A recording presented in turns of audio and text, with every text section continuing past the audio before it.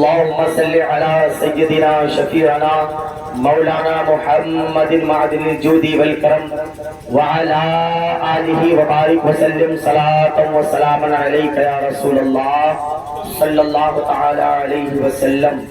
اللہ تعالیٰ قرآن مقدسہ میں اعلان فرما رہا ہے ان الدین عند اللہ الاسلام، بے شک رب کے نزدیک پسندیدہ دین مذہب اسلام ہے۔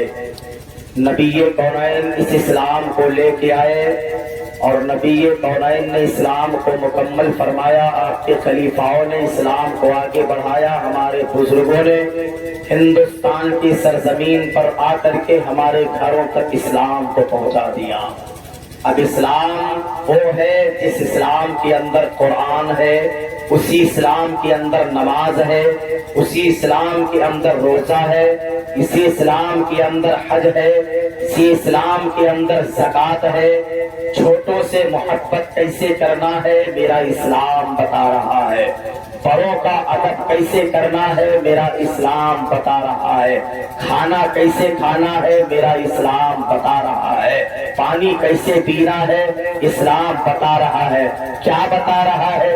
پانی پینے کا طریقہ اسلام بتا رہا ہے، روزہ رکھنے کا طریقہ اسلام بتا رہا ہے، قرآن پڑھنے کا طریقہ اسلام بتا رہا ہے، روزہ رکھنے کا، حج کرنے کا، زکوٰۃ دینے کا، اٹھنے بیٹھنے کا طریقہ اسلام بتا رہا ہے۔ اور یہ اسلام کوئی ایرا غیرہ نتو خیرہ نہیں لے کے آیا، بلکہ فاطمہ کا بابا لے کے آیا، فاطمہ کا ابا لے کر کے آیا۔ یہ اسلام کوئی ایرا غیرہ نتو خیرہ نے نہیں جو اللہ کے مکمل کیا ہے، آمنہ کے لال اسلام کو لے کے آئے۔ اسلام کو لانے والا آمنہ کا لال ہے اور اسلام کو بچانے والا فاطمہ کا لال ہے۔ اسلام کو لانے والا آمنہ کا لال ہے، اسلام کو لانے والا آمنہ کا لال ہے اور اسلام کو زندگی دینے والا فاطمہ کا لال ہے۔ اللہ اکبر! یہ فاطمہ کا لال کا ہمارے اوپر بہت بھاری احسان ہے کہ اپنے سر کو کٹا کر کے اسلام کا پرچم لہرا دیا۔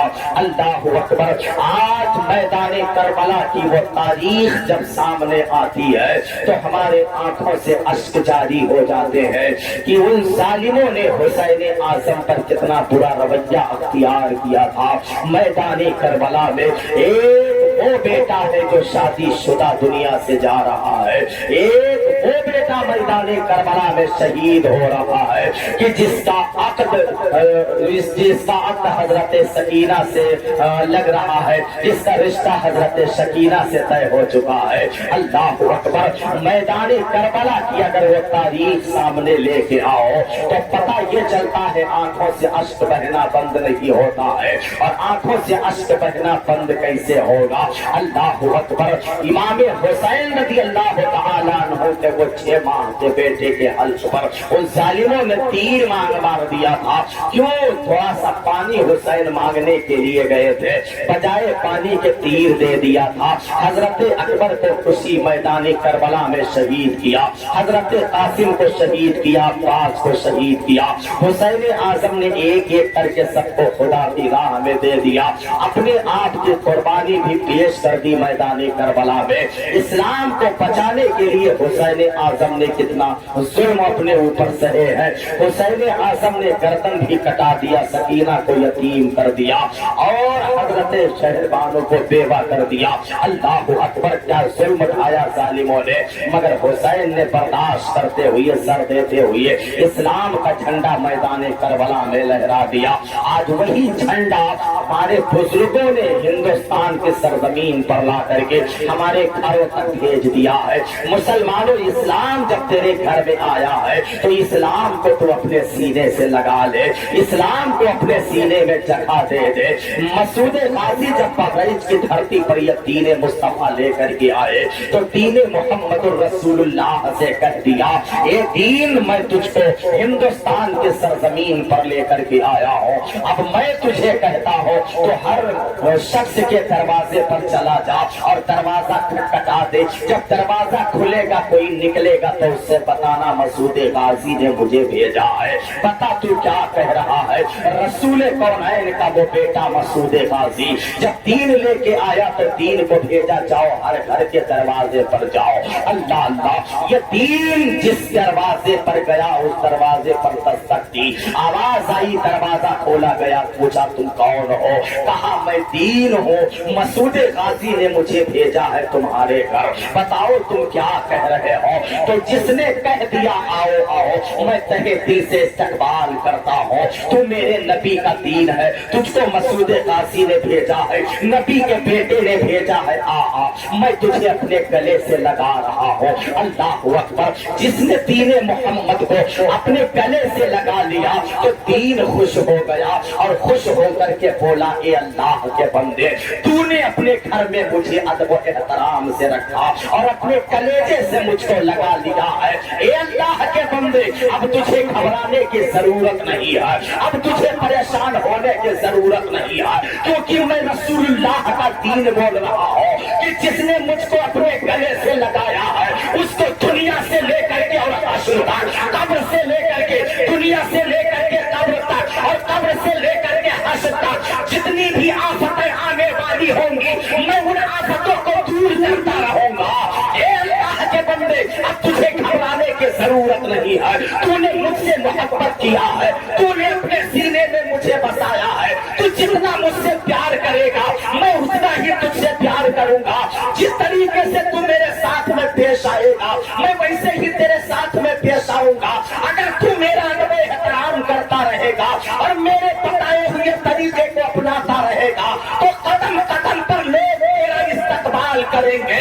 اللہ کے نوری فرشتے تیرے ساتھ ساتھ چلیں گے اور تیری تعریف کرتے ہوئے چلیں گے. یہ اللہ کے بندے، اگر تو میرے احکام پر چلے گا تو جیسے ہی تو گھر سے قدم باہر نکالے گا رب کے فرشتے تیرے اوپر رحمت کی چادر تان کر کے تیرے ساتھ چلتے رہیں گے. تو جہاں تک جاتا رہے گا وہ فرشتے وہاں تک جاتے رہیں گے، تیرے ساتھ میں چلتے رہیں گے.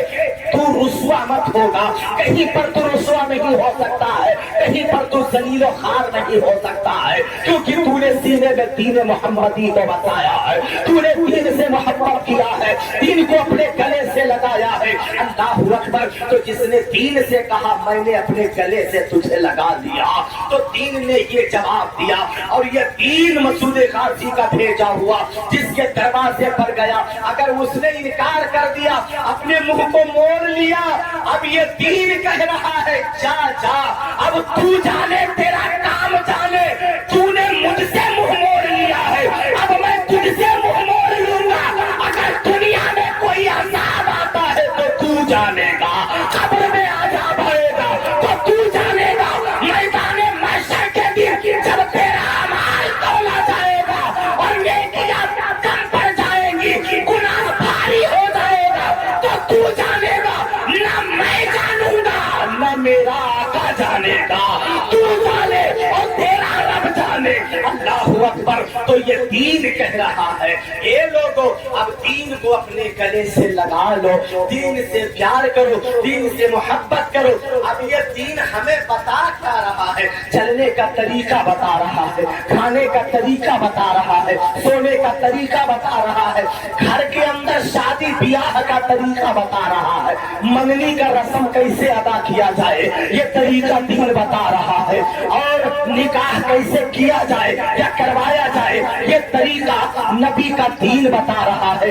دولہا کیسے بنایا جائے یہ میرا اسلام طریقہ اس کا بتا رہا ہے. کس انداز میں شادی کی جائے اور کیسے بارات لے کے جایا جائے، کس انداز سے یہ دعوت لوگوں کو کھلایا جائے یہ طریقہ میرا اسلام بتا رہا ہے. مگر اے لوگوں، تمہارے دروازے پر دین آیا مگر تم نے منہ موڑ لیا. اب دین کے مطابق نہ تو تم منگنی کر رہے ہو، نہ تعریف کر رہے ہو، نہ دین کے مطابق تم اپنے بیٹے کی شادی کر رہے ہو، نہ دین کے مطابق اپنے بیٹے کو تم چلا رہے ہو، نہ دین کے مطابق خود چل رہے ہو، نہ اپنے بیٹے کو چلا رہے ہو. اب بتاؤ، ہمارے گھر پہ شادیاں ہو رہی ہیں، میلاد نہیں مناتے ہیں بلکہ ڈی جے بجوا رہے ہیں. ہمارے گھر پہ شادیاں ہو رہی ہیں. دین جب آیا تھا تو دین کو اپنے سینے سے، دین دین سے اپنے سینے سے ہم نے نہیں لگایا تھا، منہ ہم نے موڑ لیا تھا، یہ دین رسوا ہو کے چلا گیا تھا۔ اب بتاؤ آج ہم نام کے ہم نے نبی کا کلمہ پڑھ لیا ہے، کلمہ ہم نبی کا پڑھ رہے ہیں، مگر شادیوں میں ترانہ قصہ گا رہے ہیں، یہود و نصارہ کا ترانہ گا رہے ہیں، انگریزوں کا طریقہ اختیار کر رہے ہیں۔ اے اللہ کے بندو، اگر نبی کا تم نے کلمہ پڑھا ہے تو شادیوں میں نبی کا طریقہ اپنا لو، صحابہ کا طریقہ اپنا لو، تابعین کا طریقہ اپنا لو، بزرگوں کا طریقہ اپنا لو۔ قسم خدا کی بتا رہا ہو، اگر میرے نبی کا طریقہ تم نے اپنا لیا اور اپنانے کے بعد میں اپنی بیٹیوں کی شادی کر دی یا اپنے بیٹوں کی شادی کر دی تو شریعت کے مطابق جب تم شادی کرو گے تو انشاءاللہ کوئی غریب باپ کی بیٹی وہ گھر کے اندر بیٹھ کر کے خون کے آنسو نہیں رو سکتی ہے، وہ خوش ہو جائے گی اور یہ کہے گی جس طریقے سے ایک امیر باپ کی بیٹی کی شادی ہو رہی ہے اس طریقے سے میرا باپ بھی میری شادی کر کے مجھے بھی اللہ اکبر، نعرہ تکبیر، نعرہ رسالت، نعرہ رسالت، مسلک اعلی حضرت، مسلک اعلی حضرت، نعرہ تکبیر، نعرہ رسالت۔ دین کے مطابق نکاح اپنی بچیوں کا کرو اور بچوں کا بھی کرو، کیونکہ ابھی یہ شعر میں نے پڑھا تھا نا کہ غریب باپ کی بیٹی بھی آ ہی جائے گی، ہر غریب باپ کی بیٹی بھی آ ہی جائے گی، اگر نکاح کو آسان بنا دیا جائے، اگر نکاح کو آسان بنا دیا جائے۔ اور ہونا تو یہ چاہیے کہ شادی ہم اپنے لڑکوں کی کر رہے ہیں، نکاح کر کے جب ہم لے کے آئے تو کھانا اپنے دوستوں احباب رشتہ داروں کو اپنے گھر پہ ہم کھلائیں۔ ہونا تو یہ چیز ہے، طریقہ تو یہی ہے، مگر یہ منگتا ہے چرپیا بلورو sofa set washing machine fridge cooler یہ وہ کاکو نہ جانے کتنا تو پہلے مانگ لیں گے، اور جب اس نے دینے کو اتنا سا کر لیا تو پھر فون لگا کے کہتا ہے میرے اتنے باراتی آئیں گے ان کے لیے کوکو کولا چاہیے، اسپریٹ چاہیے، بیٹھنے کے لیے وہ صوفہ سیٹ والی کرسی چاہیے، بہترین ٹینٹ چاہیے، جنریٹر چاہیے، پنکھا چاہیے، رات میں بارات لے کے آئیں گے ساری لائٹ کا ویوستھا چاہیے، ہے نا، ساری چیزوں کا انتظام کرنا لائق۔ تیرا باپ کیا وہاں کما کے رکھ گیا تھا جو بیٹی غریب باپ بیٹی کی مانگ رہا ہے؟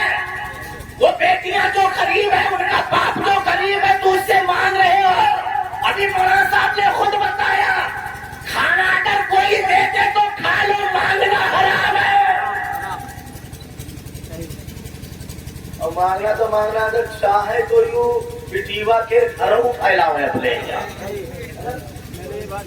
کم سے کم یہ چیز سوچنا چاہیے یار غریب باپ نے اپنی بیٹی کو کتنے مشقت سے اسے پالا ہے یار۔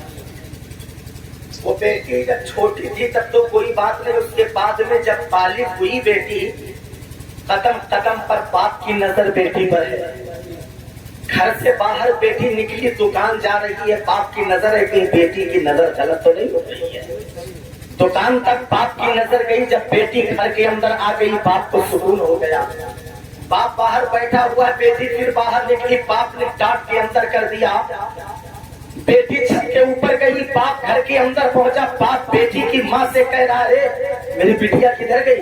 وہ چھت پہ گئی ہے۔ باپ پھر چھت پہ جا کے پہنچا، دیکھی بیٹی چھت پہ ہے، باپ نے اپنی بیٹی کو ڈانٹا اور کہا بٹیا تو گھر کے اندر چلی جا۔ قدم قدم پر باپ اپنی بیٹی کی عزت کو بچا رہا ہے، باپ اپنی بیٹی کو پال رہا ہے۔ اگر بیٹی روتی ہے تو باپ کا کلیجہ پھٹ جاتا ہے، وہ بیٹیاں جا کے ماں سے شکایت کرتی ہے ماں یہ میرے باپ ہے قدم قدم پر مجھ کو ٹوک رہے ہیں، نہ مجھ کو دکان جانے دیتے ہیں، نہ گھر سے باہر نکلنے دیتے ہیں، نہ کسی سخی سہیلی سے ملنے دیتے ہیں، نہ کسی اور کے گھر جانے دیتے ہیں۔ ماں، جب مجھ کو کہیں جانا آنا ہی نہیں ہے تو میں اسی زندگی لے کر کے کیا کروں گی؟ تو ماں نے بیٹی کو سمجھاتے ہوئے کہا، اے بیٹی، وہ تیرا باپ ہے، اپنے باپ پہ تو ناراض مت ہونا، کیونکہ بیٹی جب تک تو چھوٹی تھی تب تک باپ نے کچھ توجہ نہ کیا۔ اے بیٹی، اب تو بالغ ہو گئی ہے، اب تو جوان ہو گئی ہے، تو اگر دکان جاتی ہے تو باپ کی نظر دکان پر ہے، تو مکان کے باہر بیٹھتی ہے تو باپ کی نظر باہر ہے، تو اگر چھت پہ جاتی ہے تو باپ کی نظر چھت پہ ہے، باپ کا قدم بھی چھت پہ ہے، تیرے ہی منہ پر باپ کی نظر جاتی ہے۔ ارے بیٹی ذرا پوچھ تو لے، دکان تک جاتی ہے تو باپ کی نظر، برندے میں بیٹھتی ہے تو تجھ پر باپ کی نظر، چھت پہ جاتی ہے تو تجھ پر باپ کی نظر، نہ رشتے دار میں جانے دیتا ہے تیرا باپ، نہ کہیں اور بازار میں جانے دیتا ہے۔ اے میری بیٹی، تو مجھ سے پوچھ لے آخر اس کی وجہ کیا ہے؟ اب وہی بیٹی نے رو کر کے کہا، ماں، اتنا میرے ساتھ جرم کیوں کیا جا رہا ہے؟ باپ اس طریقے سے میرا پیچھا کیوں کر رہا ہے؟ ماں نے رو کر کے کہا، بیٹی، باپ کی تو ہی ایک عزت ہے اور وہ تیرے عزت کی حفاظت کر رہا ہے، کہیں میرے بیٹے کی عزت نیلام نہ ہو جائے، میری بیٹی کی عزت پر کوئی ہاتھ نہ لگا دے، میری بیٹی کی عزت کو کہیں چھین نہ لے جائے، کیونکہ یہ زمانہ بہت گڑبڑ ہے، ہر وقت یہ کنڈے لگے رہتے ہیں، پار کو چھٹکتے ہیں اور موٹر سائیکل سے چلتے ہیں، کبھی لڑکیوں پر نظر ہوتی ہے، کبھی عورتوں پر نظر ہوتی ہے، کبھی خیر کیا نام ہے، خیر عورتوں پر ان کی نظر اڑتی ہے۔ ان بدنگاہی سے بچنے کے لیے باپ اپنی بیٹی پر نظر جما رہا ہے، اور اب تک نظر جما رہا ہے، یہی شادی کے دن تک نظر جماتا ہے کہ میری بیٹی کی عزت بچ جائے، اور پھر جب وہ شادی کے لائق ہوتی ہے تو یہی غریب باپ ہے اچھا سا رشتہ تلاش کرتا ہے، اور تلاش کر کے اپنی بیٹی کی ہاتھ کو لے جا کر کے تیرے بیٹوں کے ہاتھ میں دے دیتا ہے، اور ایسے نہیں دیتا ہے، مولانا صاحب کو بلاتا ہے، امام صاحب کو بلاتا ہے، اور بلانے کے بعد میں اور بھی لوگ آتے ہیں، دو گواہ ہوتے ہیں، ایک وکیل ہوتا ہے، ان سب کی موجودگی میں کچھ مہر رکھا جاتا ہے، اور اس مہر کو شرط کیا جاتا ہے، مہر کو رکھا جاتا ہے، اور رکھنے کے بعد ان گواہوں کی موجودگی میں وہ غریب باپ اپنی بیٹی کی عزت کو تیرے نام کر دیتا ہے، اپنی بیٹی کی پوری عزت کو دے رہا ہے۔ اب تو ہے کہ واشنگ مشین پر تیری نظر ہے، تیری نظر صوفہ سیٹ پہ ہے، تیری نظر گاڑی پر ہے، تیری نظر پیورو پر ہے، تیری نظر کھانے پر ہے، تیری نظر اسپرائٹ پر ہے، تیری نظر مینگو پر ہے، تیری نظر جوس پر ہے، امین نادان تیری نظر دولت پر ہے، غریب باپ کی نظر بیٹی کی عزت پر ہے کہ میری بیٹی کی عزت جانے نہ پائے۔ تو نشے میں چور ہے کہ مجھ کو دولت مل جائے، غریب باپ کے جو غریب باپ ہے وہ چور ہے اپنے نشے میں، کہیں میری بیٹی کی عزت نہ چلی جائے۔ اور یہ سب جو ہے یہ دولت سے بڑھ کر کے ہے مسلمانوں، یہ دولت کتنے دن چلے گی؟ یہ کولر کب تک چلے گا؟ یہ واشنگ مشین کب تک تم استعمال کرو گے؟ ایک چھماہی مشین چلاؤ گے، واشنگ مشین خراب ہو جائے گی، کولر ایک چھماہی چلاؤ گے، یہ کولر خراب ہو جائے گا، 10 سال صوفہ سیٹ چلے گا، یہ 10 سال کے بعد خراب ہو جائے گا، جو سامان جہیز میں آئے گا یہ سب خراب ہو جائے گا۔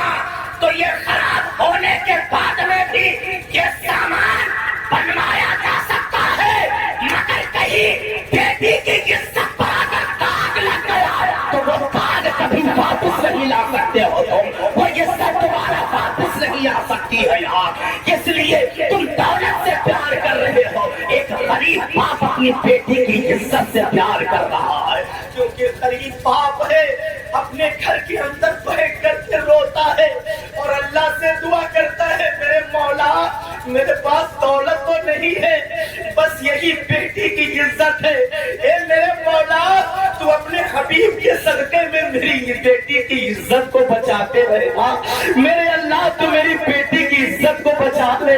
وہ غریب باپ نماز پڑھتا ہے, فجر میں بھی بیٹی کے بارے میں دعا مانگتا ہے, 5 وقت کی نماز میں بیٹی کی عزت کی حفاظت کے بارے میں اللہ کی بارگاہ میں دعا مانگ رہا ہے. وہ غریب باپ کیسا ہے کہ اپنی بیٹی کی عزت کی حفاظت کی دعا مانگ رہا ہے. اور نادان تو کیسا ہے, ہر وقت جب شام کو سوتا ہے تو اپنے ذہن میں پسا کے سوچتا ہے کولر ملے گا کہ نہیں, اپاچی گاڑی ملے گی نہیں, انتظام پتا نہیں. وہ غریب آدمی ہے, میرے براتیوں کا وہ غریب آدمی انتظام کر پاتا ہے کہ نہیں کر پاتا ہے. ارے نادانو, ذرہ برابر شرم و حیا ہے کہ نہیں ہے؟ آؤ چلو نبی کی بارگاہ میں رسول کونین کی بھی شادی ہوئی ہے, مولا علی کی شادی ہوئی ہے, ابو بکر کی شادی ہوئی ہے, اللہ اکبر, یہ صحابہ کرام کی شادی ہو رہی ہے, مگر کوئی بارات نہیں, کوئی بارات نہیں. نبی کی شادی ہو رہی ہے, کوئی بارات نہیں. مولا علی کی شادی ہو رہی ہے, کوئی بارات نہیں. جب میرے نبی نے حضرت خدیجہ سے شادی کیا ہے تو اپنے ساتھ میں بارات نہیں لے کر کے گئے تھے, گواہ موجود کر کے خدیجہ سے شادی کر لیا تھا. اور خدیجہ کے گھر کھانا نہیں کھایا تھا, بلکہ اگر دعوت کھلایا تھا جناب رسول خدا نے تو اپنے گھر میں کھلایا تھا.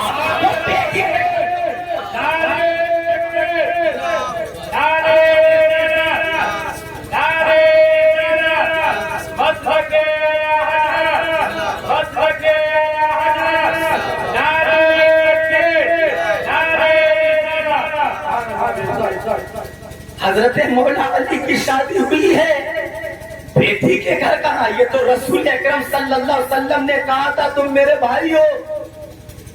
بارات کوئی نہیں ہے, جو جہیز سرکار نے دے دیا علی نے اسے قبول فرما لیا.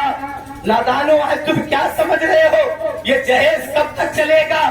پتہ یہ چلتا ہے شریعت کو سامنے رکھو اور قدم کو آگے بڑھاؤ. تم جہیز کی بات مت کرو, اس لیے میرے آقا نے نہ تو جہیز کی بات کہی ہے اور نہ تم جہیز کی بات کرو. جو خوشی سے غریب باپ دے اس کو تم قبول کر لو, کیونکہ وہ جو دے رہا ہے وہ تیرا قرضہ نہیں تھا, نہ تیرے باپ کا قرضہ تھا.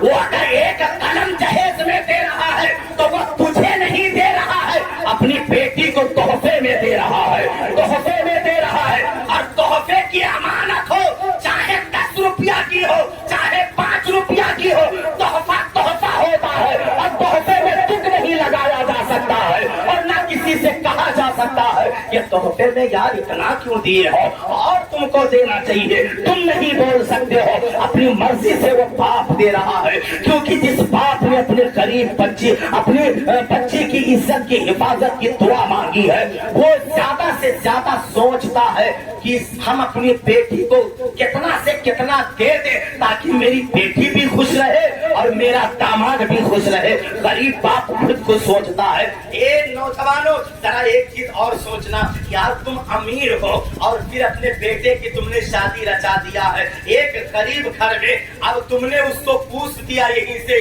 اب اس بیچارے کے نیند نہیں آ رہی ہے, جب شام کو سوتا ہے تو روتا ہے, یا اللہ گاڑی اپاچی کی مانگ ہے, اب میں کدھر سے جاؤں, کیسے لے کے آؤں, صوفہ سیٹ کا مانگ ہے, اب کدھر سے لے کے آؤں. تو ذہن لگاتا ہے اور ذہن لگانے کے بعد کسی کا نام آتا ہے ذہن میں اور پھر سو جاتا ہے. صبح اٹھتا ہے, نماز پڑھتا ہے, سوچتا ہے لاؤ فلاں صاحب کے یہاں چلا جاؤں, ہو سکتا ہے وہ قرضہ تھوڑا سا دے دیں تو میں گاڑی بندھا لوں. اے نوجوانوں, پھر وہ غریب باپ ہے ایک رشتے دار کے پاس گیا, اس سے جھنکنے لگا, پریشانی بتانے لگا, تو اس نے کہا ٹھیک ہے بھیا, اگر ایسا معاملہ ہے تو تم شادی کر دو, ہم تمہیں 80,000 روپیہ دیں گے. اب گاڑی کا معاملہ تو ہو گیا. اب شام کو گھر لوٹا, پھر سوچنے لگا یار پھر اور یہ سارا آئٹم دینا ہے, اب کس سے کہے, کسی اور کا نام آیا تو صبح اس کے پاس گیا, بات اس نے بھی رکھ لیا, ٹھیک ہے کوئی بات نہیں, تم دھوم سے اپنی بٹیا کی شادی کرو, پریشان ہونے کی ضرورت نہیں ہے, 1 لاکھ روپیہ تمہیں ہم دیں گے. اب غریب باپ کا دل بڑھتا جا رہا ہے. جب ادھر ادھر سے فون لگا کر کے اس کا کام پورا ہو گیا. اب کام تو اس کا ہو گیا, گاڑی کا انتظام, جہیز کا انتظام, کھانے کا انتظام, اور تم ادھر سے ایک غریب باپ نے بولا تھا بھیا 60 باراتی لے کے آنا, تو تم پورا بس بنا کے 120 باراتی ہو گئے ہو, اور پھر فون لگا کے کہتے ہو اے بھیا ارے 10-20 بڑھ جائیں گے تو کیا ہوگا. اب 10-20 کے چکر میں 50-60 بڑھ گئے, چونا ہو گئے. اب یہاں سے جا کر کے پہنچے وہاں, اللہ اکبر. اب بتاؤ تم اتنے گئے, 2 بتایا تو 4 پہنچے آ کے. اس نے دیکھا حالت خراب ہو گئی, کیا کیا جائے. بیچارے نے کسی طریقے سے پھر انتظام کیا, کھانا کھلا دیا, واپس چلے آئے, جہیز لدوا دیا, گھر واپس چلے آئے. 1 مہینے کے لیے اس غریب باپ کو لوگوں نے رقم دیا تھا ادھار کے طور پر. جب 1 مہینہ پورا ہو گیا, اب اس نوجوان غریب باپ کے گھر وہ نوجوان آتا ہے, ہاں بھیا کیا ہے, لاؤ انتظام ہو گیا کہ نہیں. تو کہتا یار بھیا تھوڑا سا اور رکے رہو. وہ جا کر کے پہنچا, دوسرا قرضہ والا آ گیا, لاؤ تم نے 1 مہینے کا لیا تھا وعدہ پورا ہو گیا کہ نہیں. کہا بھیا تھوڑا سا وقت اور دے دو, واپس چلا گیا. تیسرا آدمی آیا, وہ بھی قرضہ اپنا مانگ رہا ہے, پھر یہ کہہ رہا بھیا تھوڑا سا وقت دے دو. جب یہ لوگ چلے گئے تو پھر وہ غریب باپ اپنے گھر کے اندر مسلح بچھاتا ہے. اے میرے مولا اب ان لوگوں کو روپیہ میں کہاں سے لا کر کے دوں. 1 لاکھ اس کا ہے, 80,000 اس کا ہے, 20,000 اس کا ہے. جتنا غریب باپ اپنے گھر کے اندر روئے گا تو اس کا گناہ اس پہ نہیں پڑے گا. جتنا وہ روتا جائے گا اتنا جس نے جہیز کی مانگ کیا ہے اس کے سر پہ اس کا گناہ لگتا جائے گا, اسی کے سر پہ گناہ لگے گا. اب تم پوچھو کیوں لگے گا, تو اس کی وجہ یہی ہے تم نے مجبور کیا ہے اپاچی پر. تو اس کے باپ نے رقم قرض لے کر کے اپاچی دیا ہے, تم نے 100% کے لیے مجبور کیا ہے, تب غریب باپ نے قرضہ لیا ہے. اللہ اکبر. تم اس طریقے سے ہرگز قطعی طور پر یار ایسا غلطی کا کام مت کرنا. مصطفیٰ جان رحمت کی نظر وہ رحمت والی نظر تم پر نہیں اٹھے گی, کیونکہ تم لوگ سنت کے دائرے میں کام نہ کرو گے تو آقا ناراض ہو جائیں گے. ایک تو بات یہ ہے, اور دوسری بات یہ ہے ہمارے گھر کے اندر یار کتنی بے پردگی ہوتی ہے. اس بے پردگی پر ہم تھوڑی سی بات کہنا چاہتے ہیں. اے میری ماں بہنوں, تمہارے گھر کے اندر ہے شادی بیاہ کے موقع پر کس طریقے سے کپڑا میری مائیں اور بہنیں پہنتی ہیں اس سے پہننا چھوڑ دیا جائے. سنت کے مطابق لباس پہنا جائے, اور جب سنت کے مطابق گھر کے اندر شادیوں میں لباس پہنیں گی میری ماں بہنیں اور یہ نوجوان, تو انشاءاللہ تعالیٰ غیب سے اللہ تعالیٰ برکت عطا فرمائے گا. کیونکہ سنت کے مطابق شادی ہو رہی ہے, مولا کی رحمت چھوڑ اٹھے گی اور وہ غیب سے کرم فرمائے گا, غیب سے تیرے گھر میں برکت پیدا ہو جائے گی. سنت کے مطابق تو شادی رچا رہا ہے, چاہے بیٹی کی ہو یا چاہے بیٹے کی ہو, اپنے گھر کی عورتوں کو تم پردے کی حالت میں رکھو. اللہ اکبر. ایک چیز اور ہے, ہمارے گھر کے اندر جب ہم بیٹی کی شادی کرتے ہیں نا تو باہر سے دولہا آتا ہے, اور جب باہر سے دولہا آتا ہے تو بیٹی جو گھر کے اندر ہے اس کی تمام سکھیاں ہوتی ہیں, تو سکھیاں جاتی ہیں اپنی سہیلی دلہن کے پاس اور کہتی ہیں یار تیرا دولہا کیسا ہے, تو وہ کہتی ہے میں کیا جانوں کیسا ہے, میں تو یہاں دلہن بنی بیٹھی ہوں. اب یہ لڑکیاں تیار ہوتی ہیں, چلو اپنی سہیلی کے دولہے کو دیکھا جائے, دولہے کو دیکھا جائے. ایک تو باراتیوں کے بیچ میں وہ لڑکیاں گاؤں کی آتی ہیں اور دولہے کو دیکھ رہی ہیں کہ ناجائز و حرام ہے. اے لڑکیوں میری ماں بہنوں, اب تم بالغ ہو گئی ہو, یہاں نوجوان لڑکے بیٹھے ہوئے ہیں, تم کو یہاں آنے کی کیا ضرورت ہے, باراتیوں کے بیچ میں جانے کی کیا ضرورت ہے, ننگے سر گھومنے کی کیا ضرورت ہے, دوپٹہ سر سے اتار کر محفل میں آنے کی کیا ضرورت ہے. تمہیں جواب دینا ہوگا, تمہارے باپ نے تمہیں اتنی عزت سے پالا ہے, تم اپنی عزت کو نیلام کر رہی ہو کہ میری حسن کو کوئی دیکھے تو میرے اوپر عاشق ہو جائے. غیر مرد کی نظر لڑکیاں ڈرتی ہے کہ ان کی نظر ہم پر پڑے تو وہ میری تعریف کرے کہ لڑکی کتنی حسین ہے. اے میری میری ماں بہنوں ذرا پابندی کرو ان بچیوں پر، ان کو قطعی طور پر یہاں نہ آنے دے، وہ گھر کے اندر پردے میں رہے، دلہن کے سجاوٹ میں لگی رہے، دلہن کے قریب بیٹھے، دولہے کے پاس آنے کی ضرورت نہیں ہے۔ نوجوان لڑکیوں، تم کو دولہا کو دیکھنے کی کیا ضرورت ہے؟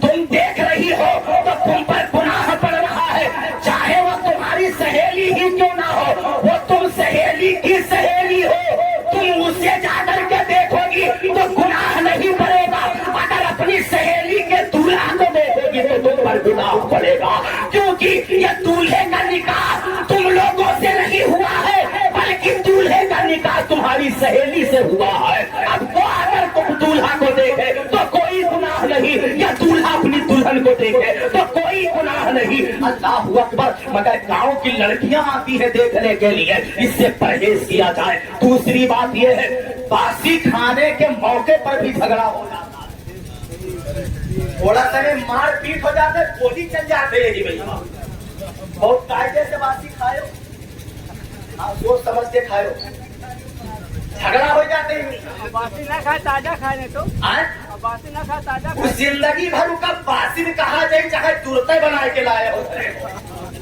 وہ کا نام باسی پڑ گیا ہے نا، ہاں اس کا نام باسی پڑا ہے۔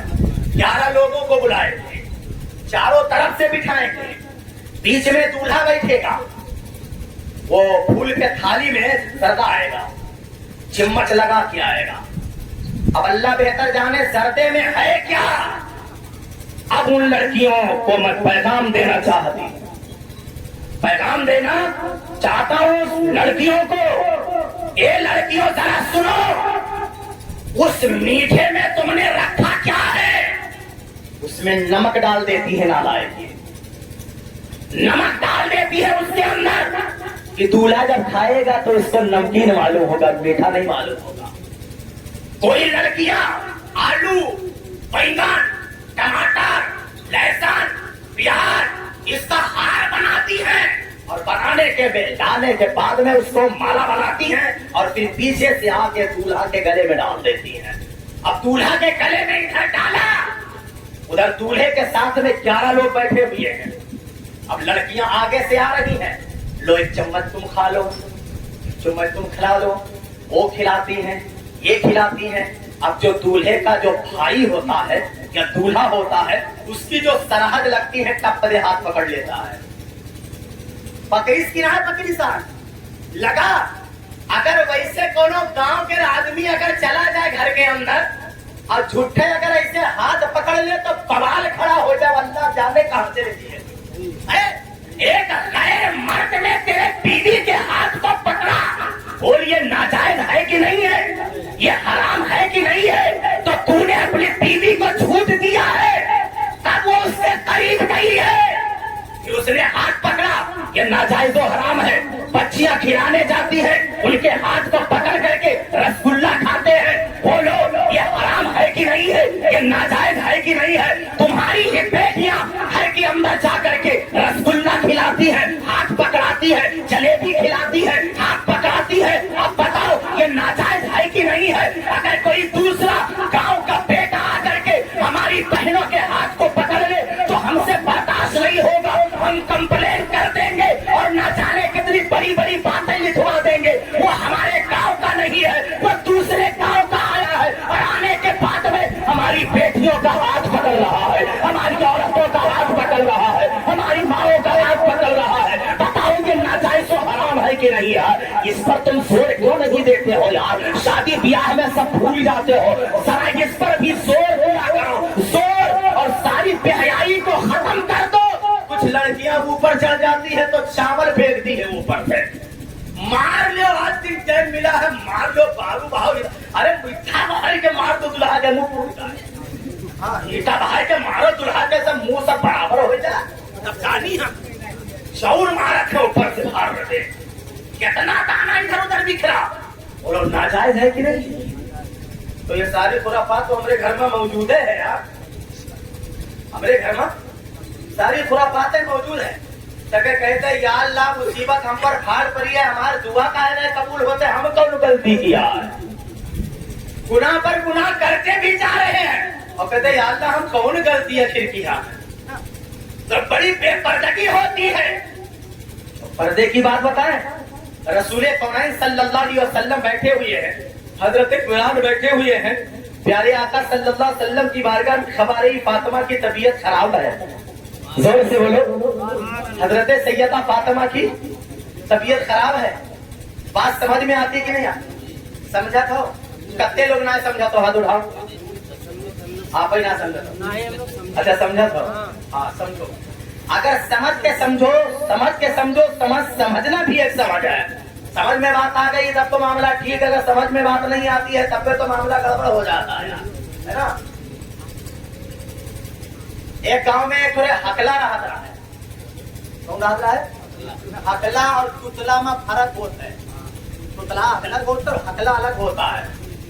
وہ ہکلا آدمی گیا تھا انجن چلانے کے لیے, تو اس کے انجن کی ایک بیرنگ خراب ہوئی گئی. انجن کو اس نے بند کیا, بیرنگ کو کھولا, جھولے میں رکھا, رسیا بازار پہنچا, اور پہنچنے کے بعد میں سوچا کہ قدرت دیکھو, جس دکان پہ بیرنگ لینے کے لیے پہنچا تھا وہ دکانیوں والا ہکلا رہا ہے. تو جھولے سے بیرنگ نکالی, سو کے بعد بیرنگ تو دکانیوں والا بیرنگ ہاتھ میں لیے, صبح نمبر دے دی تو آئی ہے. تو یوں جانی سے ہکلوا کی یوں ہم کا بجلاوت ہے دکانیا والا. بس یہ آئے گا وہ جلا لے کیسے بم بم بم بم بم بس وہاں کھڑا ہو کر کیسے بس ہوئے گا. قریب کے لوگ آئے اور آنے کے بعد میں چھوڑا کے الگ کر دیا. بھائی جھگڑا کیوں کر رہے ہو؟ تو اپنی اپنی بات دونوں نے بتائی. تو بازار والوں نے بتایا وہ بھیا اس میں سمجھ کی بات ہے, جیسے تم ہو ویسے یوں ہے, ہکلا تم ہو ہکلا یوں ہے, نہ یہ تم کا بج رہی ہے نہ تم ان کا بج رہا ہے. معاملہ یہی ہے, سمجھ جاتے تو جھگڑا نہیں ہوتا.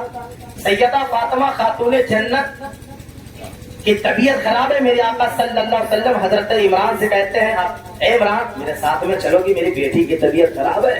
تو کہا یا رسول اللہ آپ کی بیٹی کی طبیعت خراب ہو اور ہم نہ جائیں؟ چلیے. آقا چل دیے. چلتے چلتے جب فاطمہ کے دروازے پر پہنچے تو سلام کیا, السلام علیکم. فاطمہ جان گئی میرے ابا حضور آئے ہیں, آ کے دروازہ کھول دیا. ابا حضور اندر آئیے. سرور کونین نے جیسے اندر قدم رکھا تو کہا فاطمہ میں اکیلا نہیں ہوں. کہا کون ہے؟ تو کہا میرے ساتھ میں حضرت عمران ہے. تو کہا ابا ٹھہر جاؤ, ابھی اندر مت آنا. لالا تو میرے سرکار فرماتے بیٹی کیوں؟ کہا میرے ابا حضور غریبی کا عالم یہ ہے کہ میرے تن پہ صرف ایک چادر ہے. لاؤ تو کتنا؟ ایک چادر ہے میرے پاس, اسی چادر کو اوڑھ کر کے میں نماز ادا کرتی ہوں. اگر اس چادر سے پیر چھپاتی ہو تو سر کھل جاتا ہے. ابا حضور اگر سر چھپاتی ہو تو پیر کھل جاتا ہے. ایک چادر کے علاوہ دو نہیں ہے میرے پاس. اگر عمران آپ کے ساتھ میں ابا حضور تو رکے رہو, میں کیسے کہہ دوں اندر تشریف لے آؤ.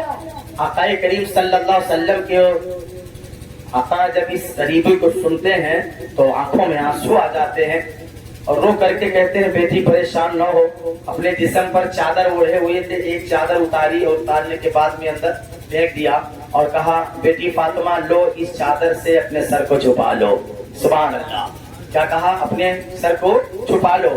سیدہ فاطمہ نے اپنے سر کو اس چادر سے چھپا لیا اور چھپانے کے بعد میں کہا ابا حضور اب آپ اندر تشریف لے آؤ. حضرت عمران بھی اندر گئے, سرکار بھی اندر گئے اور جا کر کے عمران کو بٹھا دیا.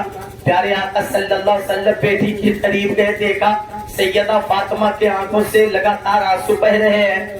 اللہ اکبر.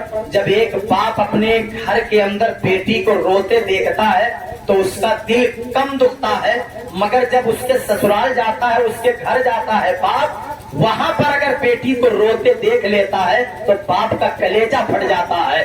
سرکار نے اپنے گھر نہیں فاطمہ کے گھر جا کر کے فاطمہ کو روتے دیکھا ہے, کلیجہ پھٹ گیا. سرکار رونے لگے, بیٹی کو سینے سے لگا دیا اور کہا بیٹی کیوں رو رہی ہو, کیا بات ہے؟ سیدہ فاطمہ روتے روتے کہتی ہے میرے ابا حضور رو کیوں نہ, غریبی کا عالم یہ ہے کہ آج तीन दिन का अरसा गुजर गया है, न मैंने कुछ खाया है, न मौला अली ने कुछ खाया है, न मेरे बेटे हसन और हुसैन ने कुछ खाया है।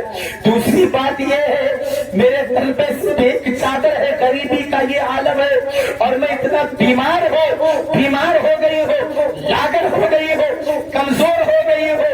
इबादत करती हो तो सर में चक्कर आ जाता है, चलती फिरती हो तो सर चकराने लगता है। अब्बा हुजूर मैं बहुत बीमार हूँ, 3 दिन का अरसा गुजर गया, मैंने खाना नहीं खाया है। सरवरे कौनैन जब फातिमा के जुबानी ये गरीबी सुनते हैं तो आंखों से आंसू बहने लगते हैं। कहा है बेटी परेशान होने की जरूरत नहीं है, घबराने की जरूरत नहीं है, तुम इस कदर अपनी गुर्बत में जिंदगी गुजार रही हो, गुर्बत में अपनी जिंदगी को काट रही हो। अल्लाह ताला तुम्हारी जिंदगी को मुलाहिजा फरमा रहा है, अल्लाह तुम्हारी जिंदगी को देख रहा है, तुम गुर्बत में जिंदगी कैसे बसर कर रही हो ये खुदा देख रहा है। गुर्बत में मौला अली से कैसे तुम सुलूक से पेश आ रही हो ये अल्लाह देख रहा है। किस तरीके से अपने घर के अंदर तुम काम काज करती हो ये अल्लाह देख रहा है। ये मेरी बेटी तुझे परेशान होने की जरूरत नहीं है। आज अगर तुमने इससे गुर्बत में अपनी जिंदगी को बसर कर लिया तो आने वाली तुम्हारी कलीसियाओं के लिए एक दर्श बन करके रह जाएगा, मुझको कहने का मौका मिल जाएगा और लोग कहेंगे अपनी माओ बहनों से कि तुम इस तरीके से अपनी जिंदगी बसर किया करो जिस तरीके से रसूल की बेटी सैयदा फातिमा ने अली के घर बसर किया था। ए मेरी बेटी तुम जिस तरीके से जिंदगी बसर कर रही हो ये एक दर्श बन करके रह जाएगा, इस दुनिया के अंदर लोगों के औरतों के लिए एक दर्श बन जाएगा। अल्लाह अकबर कि वो भी अपने घर के अंदर जब जाए अपने ससुराल में जाए तो अपनी जिंदगी ऐसे गुजारे जैसे फातिमा अपनी जिंदगी गुजार रही है। ए मेरी माँ बहनों आज तुम्हारे पास एक सूटकेस कपड़े मौजूद है, एक बक्सा कपड़े मौजूद है, पर तुम्हें इबादत करने की फुर्सत नहीं है। फातिमा के पास बदन पर सिर्फ एक चादर है, उसी एक चादर में इबादत कर रही है, खुदा को सजदे कर रही है। रसूल कौनैन सल्लल्लाहु अलैहि वसल्लम है अपने सीने से बेटी फातिमा को लगाती है और लगाने के बाद वे रोने लगते हैं। ए बेटी कितने दिन हो गए तुमने खाना नहीं खाया? कहा 3 दिन हो गए हैं। मुस्तफा जाने रहमत रोने लगे और कहते हैं बेटी फातिमा 3 दिन का अरसा गुजर गया है, तुमने खाना नहीं खाया है, कुर्ता मुबारक ऊपर उठाते हैं, पेट दिखने लगता है और कहते हैं मेरी बेटी फातिमा तुम्हें 3 दिन गुजरा है, तेरे अब्बा हुजूर को 7 दिन हो गए हैं खाना नहीं खाया है। अल्लाह अकबर। उधर बेटी इस तरीके से जिंदगी गुजार रही है, इधर बेटी के बाप रसूल कौनैन की जिंदगी गुजार रहे हैं और अपने गुनहगार उम्मतियों के हक में दुआ मांग रहे हैं। ए नौजवानों रसूल कौनैन के नक्शे कदम पर चलने की तुम कोशिश करो और दुआ मांगा करो। अल्लाह ताला हम सबको मुस्तफा जाने रहमत के नक्शे कदम पर चलने की तौफीक अता फरमा। मेरी माँ बहनों को सैयदा फातिमा खातून जन्नत के नक्शे कदम पर चलने की मौला तौफीक अता फरमा और शादी ब्याह में सुन्नत रसूलुल्लाह अपनाने की, सुन्नत के मुताबिक निकाह करने की मौला हम सबको तौफीक और रफीक अता फरमा। अपनी बच्ची और बच्चियों का अल्लाह ताला हम सबको सलामत रखे। कल बारात जाने वाली है, मौला दूल्हे को सलामत रखे, बारातियों को सलामत रखे, रिश्तेदारों को सलामत रखे, दोस्त अहिब्बा को सलामत रखे, हम सब मुसलमानों को मौला ताला मिलाद की बरकत से सलामत रखे। ईमान पर खात्मा बिल खैर फरमाए। अस्सलामु अलैकुम।